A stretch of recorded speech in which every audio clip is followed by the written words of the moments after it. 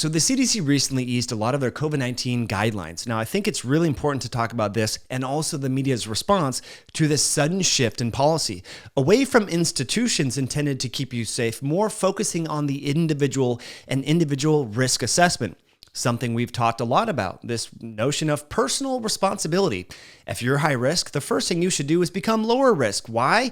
Because no one's going to come save you. You should eat better foods. You should get better sleep. You should exercise more. You should get sunlight. Thinking that your neighbor is going to have to do some sort of thing like wear a mask or 2 or 3 masks or get shots in order to protect you is just not realistic. So reduce your own vulnerabilities. And number 2, make individual risk assessments. If you are particularly vulnerable, then you should shop early in the morning when there's not a million people in the grocery store. If you are vulnerable, maybe you don't go to a concert. But to expect every single person in the concert to be vaccinated and to wear double or triple face masks to keep you safe and healthy is just, again, not realistic. Now, it turns out that although we've been saying this for many months, almost now 3 years, we've been talking about the importance of taking personal responsibility. No one's going to save you.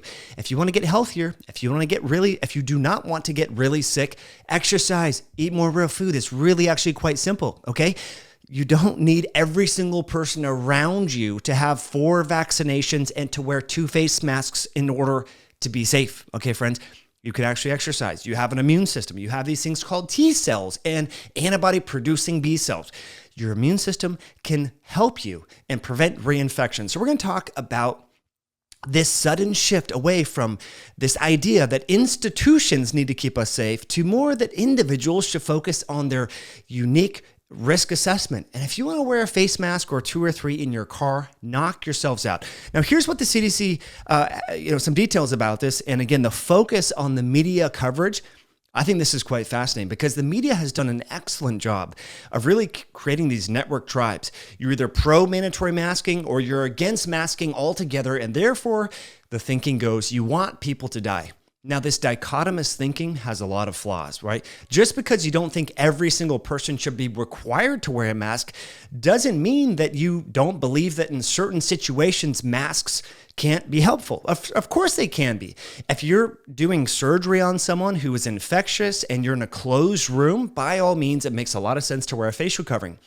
If you're walking in a park and someone is passing you, do you really need to be wearing a facial covering at all times? And what are the unintended harms associated with continually wearing the facial covering? Some of them, outside of the environment on the individual, include the sort of entrainment of mouth breathing. When you're wearing the mask, it closes, it's on your nose, it's resting on your nose.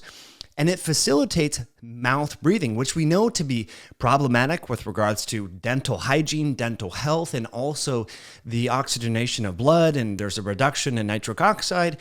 If you mouth breathe when you're sleeping, you're more likely to develop sleep disorder breathing and sleep apnea. So there's all these consequences to the individual, lack of nonverbal cues and so forth. We know so much of communication is nonverbal.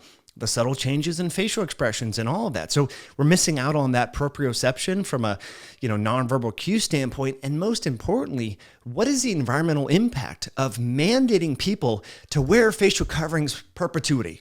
Right? We obviously know this is problematic. And so again, the media, the New York Times, the NPRs of the world, the CNNs, they have created these network tribes where if you question any of the institutional suggestions about safety precautions, that you must be an alt-right conspiracy theorist and you are participating actively in genocide. Okay, major logical leap there.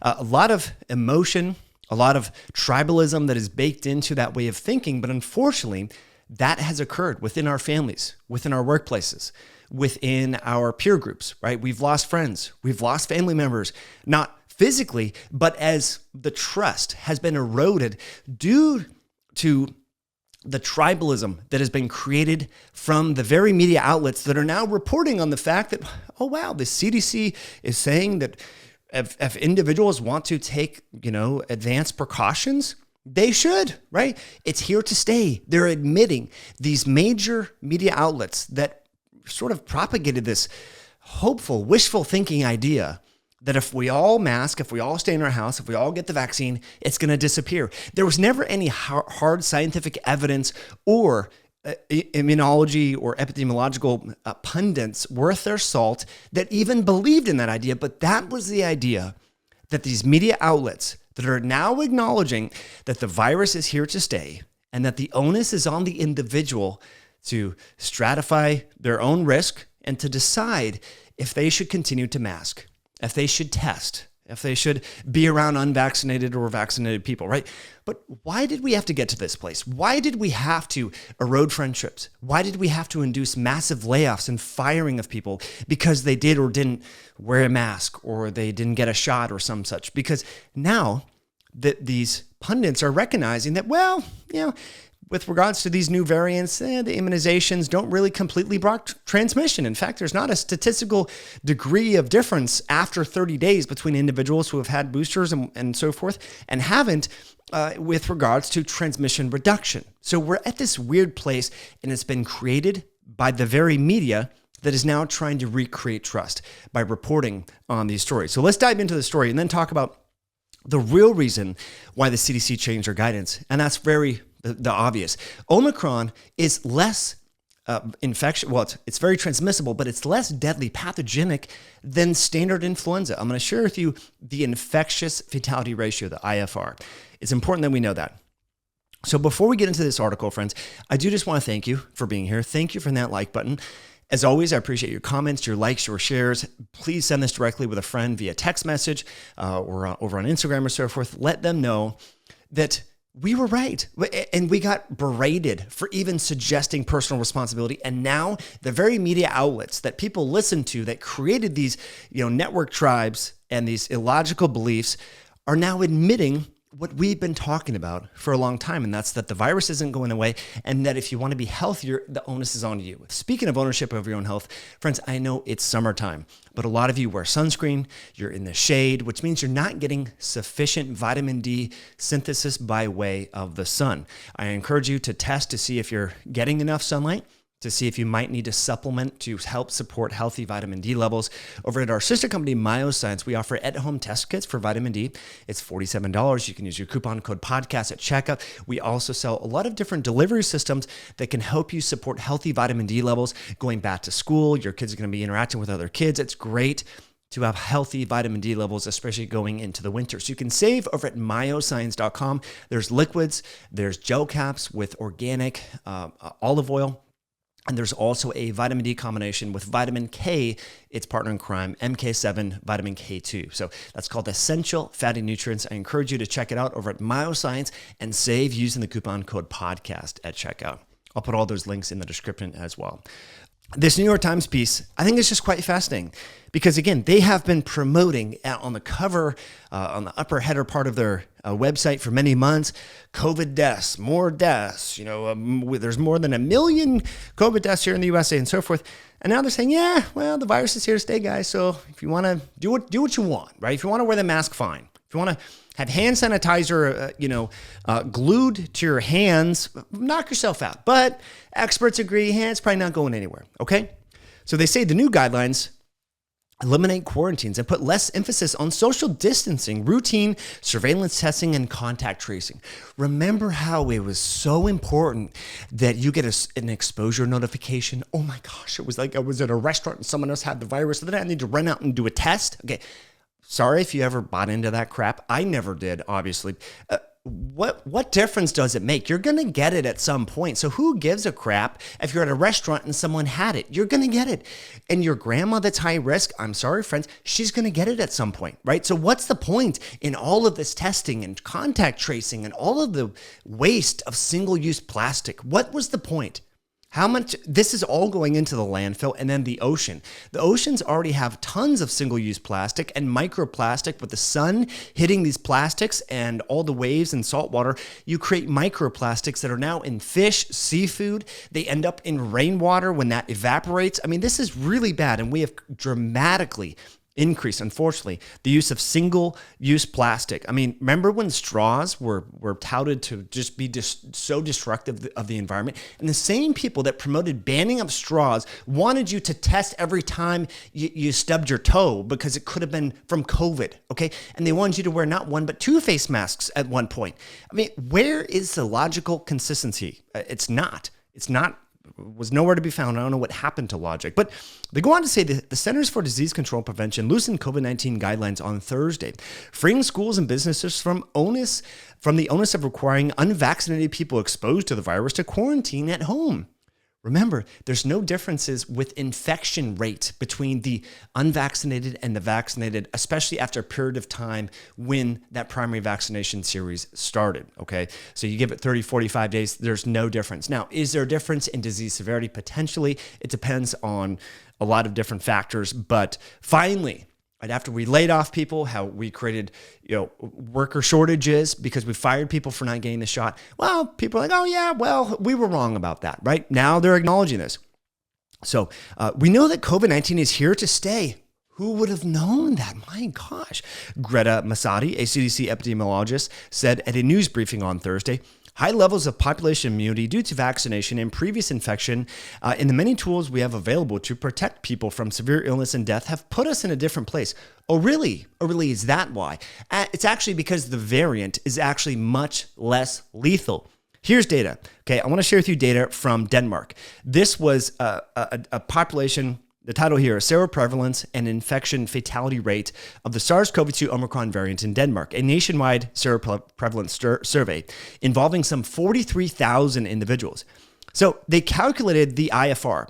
The IFR for Omicron, and we knew this going back as early as the end of January, when everyone continued to perpetuate this hysteria and the logical inconsistency and the lunacy of firing people. This stuff happened all over the place. And this is why we had a healthcare shortage of workers and nurses that created strain on the healthcare system.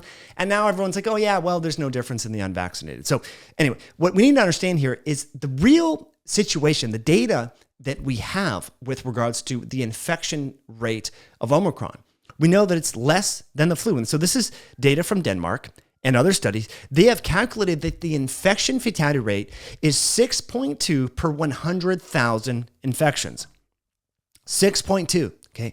So out of 100,000 people that get this thing, the all-age infectious fatality rate is 6.2. You might be like, well, what does that mean? Give me some relative comparison, Mike, so I understand. Okay, well, here's that. Here's data from the flu. Case fatality risk of influenza A, a systematic review. Now, this was actually H1N1, which is a little bit more lethal than the standard flu.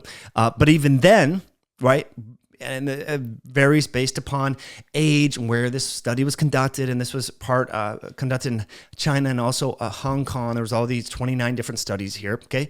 And they find that the infectious fatality rate ranges between 5 and up to 50 per 100,000 cases. Now, remember, we never masked for H1N1. We never shut down schools. We never locked people in their homes.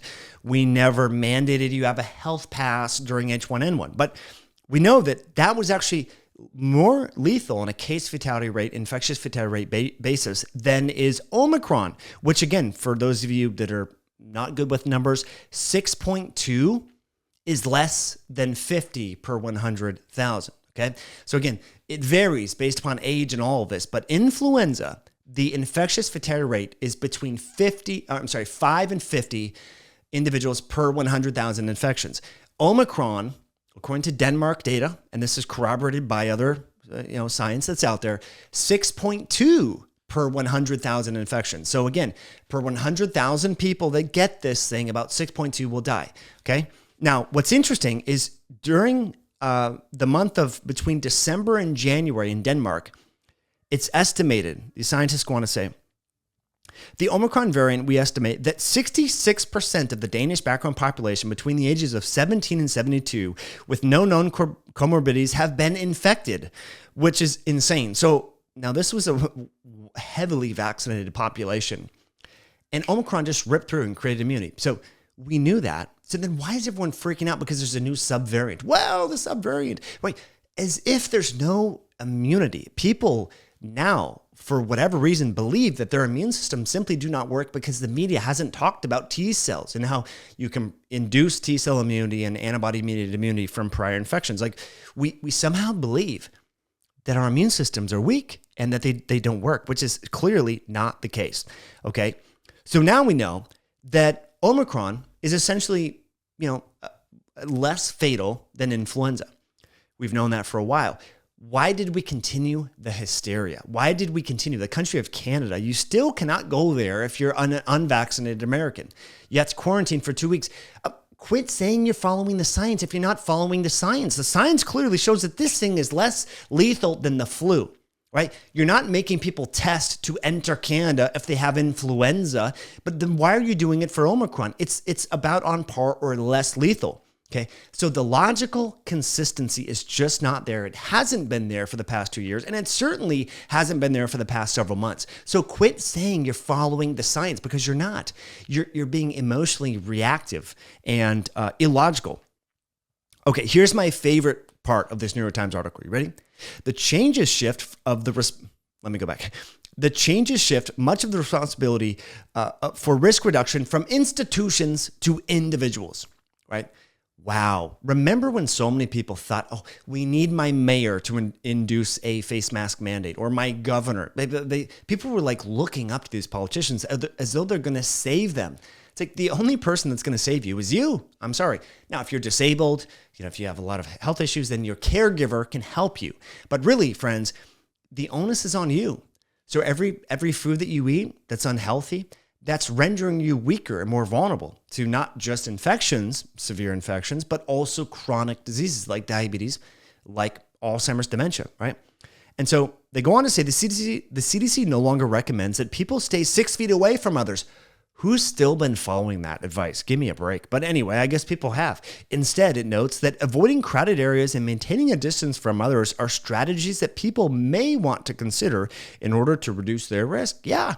If you want to walk around with a social distancing hula hoop, knock yourself out. No one's saying you can't, but don't expect everyone else to do that, to participate in the lunacy in order for you to feel safe. Now, what's even funnier here is the response over on Twitter, and I'll share with you this tweet. This was a mother who, bless her heart, her child had a feeding tube, has some congenital heart issues. But the irony of this picture, and she tweeted this in response to NPR's tweet saying the onus is shifting from institutions trying to keep you safe to individual risk assessment. She says, well, what am I supposed to do about my son? He's high risk.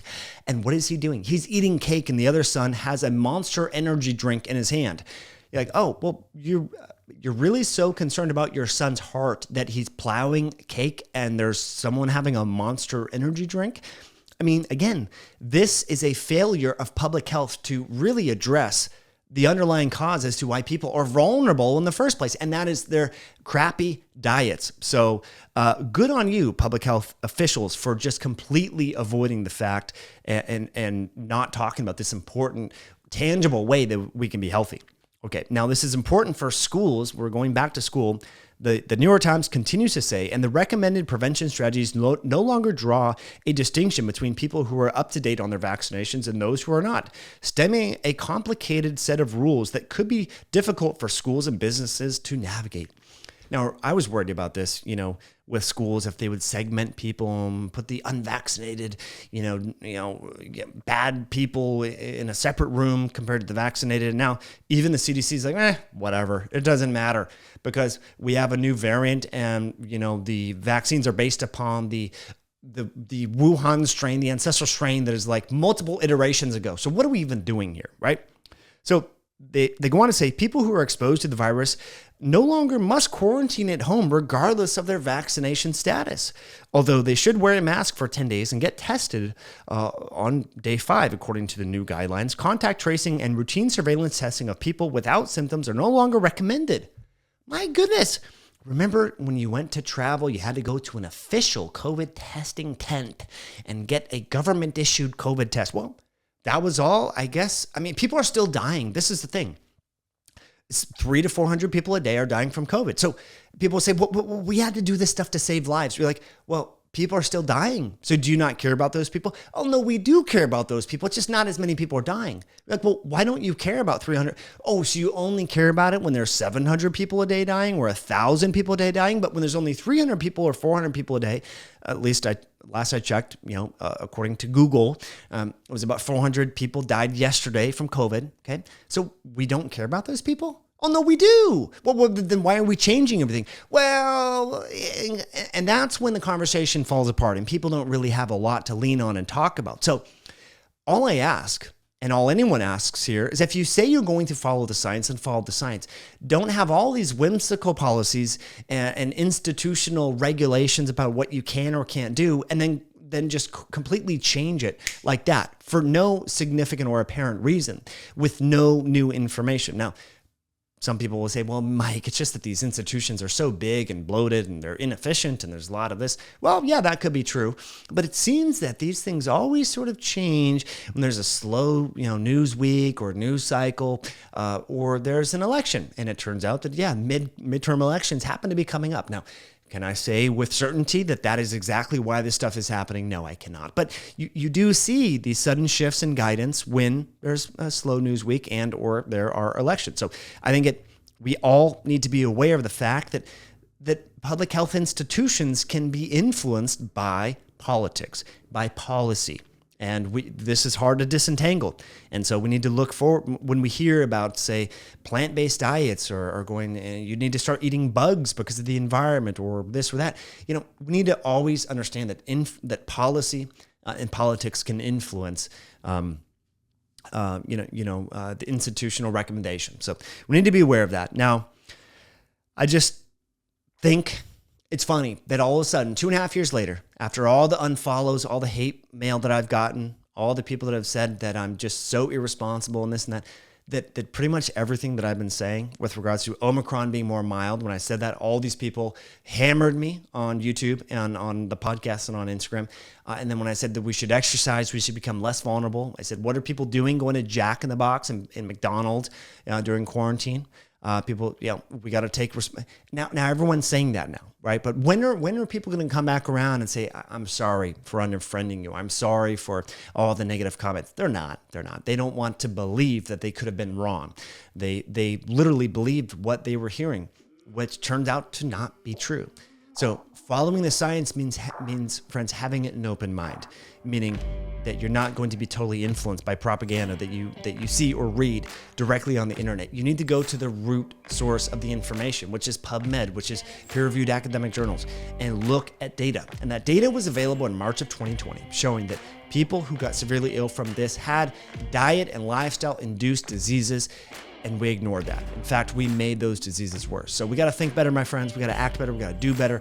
The onus is on you to do better. So as always, thanks for tuning in. Thanks for sharing this video. We'll catch you all in a future one down the road. Bye now.